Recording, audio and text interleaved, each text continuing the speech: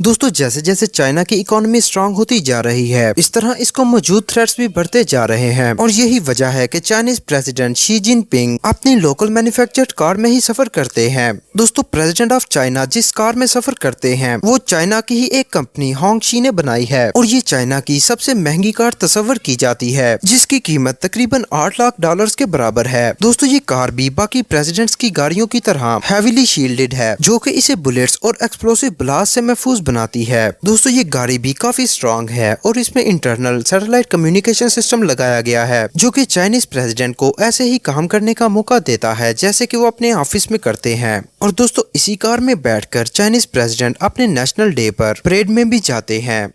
Number 2, Hyundai Nexo. दोस्तों south Korea के president moon जे-इन के पास ट्रैवल करने के लिए 7 से 8 गाड़ियां मौजूद हैं, जिन्हें साउथ कोरिया की गवर्नमेंट ने इंपोर्ट किया था और इन गाड़ियों को इंपोर्ट करने के बाद इनमें एडिशनल